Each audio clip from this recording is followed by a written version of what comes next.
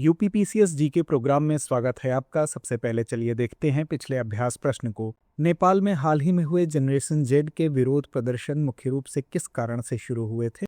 विकल्प ए, नगर निकाय चुनावों में कथित चुनावी धांधली। विकल्प बी, भ्रष्टाचार, भाई भतीजावाद, बेरोजगारी, असमानता और सोशल मीडिया पर प्रतिबंधों के खिलाफ असंतोष।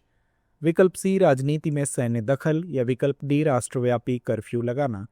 तो इसका सही जवाब है विकल्प बी, भ्रष्टाचार, भाई भतीजावाद, बेरोजगारी, असमानता और सोशल मीडिया पर प्रतिबंधों के खिलाफ असंतोष।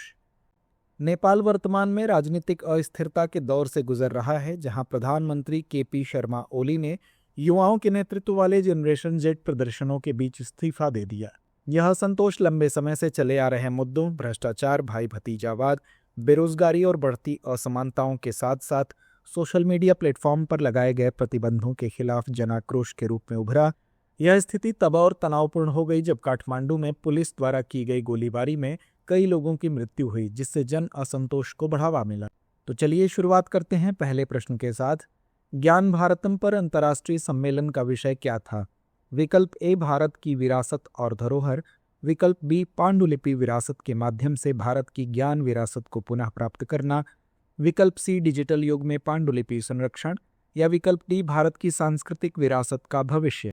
तो इसका सही जवाब है विकल्प बी, पांडुलिपि विरासत के माध्यम से भारत की ज्ञान विरासत को पुनः प्राप्त कर।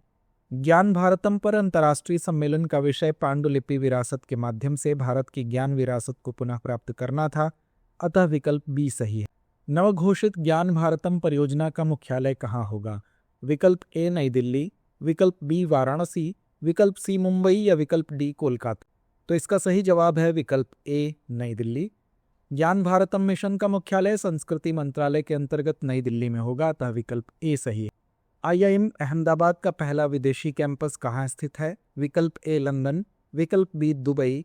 विकल्प सी, न्यूयॉर्क। या विकल्प डी, सिंगापुर। तो इसका सही जवाब है विकल्प बी, दुबई। आईआईएम अहमदाबाद का पहला विदेशी campus Dubai international academy city में स्थित है, अतः विकल्प बी सही है। विनोबा भावे द्वारा शुरू किया गया भूदान आंदोलन क्या था? विकल्प ए, स्वदेशी वस्तुओं को बढ़ावा देने का अभियान। विकल्प बी, अस्पृश्यता के खिलाफ लड़ाई का आंदोलन। विकल्प सी, गरीबों के लिए भूमि पुनर्वितरण का आंदोलन।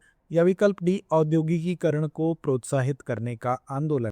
तो इसका सही जवाब है विकल्प सी, गरीबों के लिए भूमि पुनर्वितरण का आंदोलन।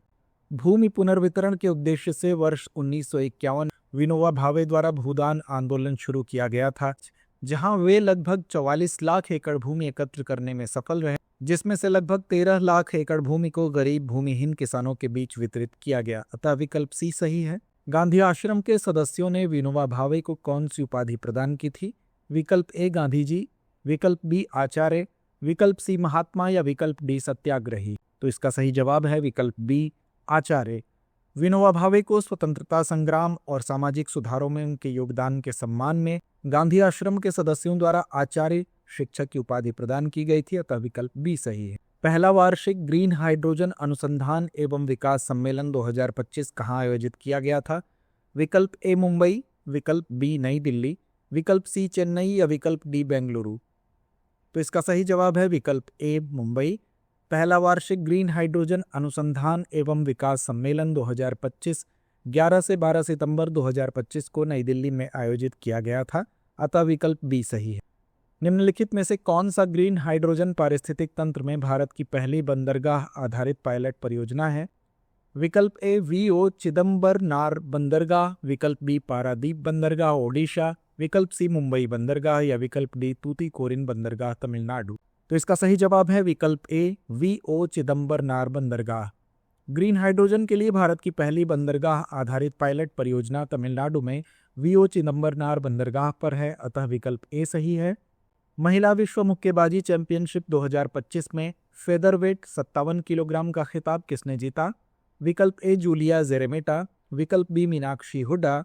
विकल्प सी, जैस्मीन लंबूरिया। या विकल्प डी, निखत जरीन। तो इसका सही जवाब है विकल्प सी, जैस्मीन लंबूरिया।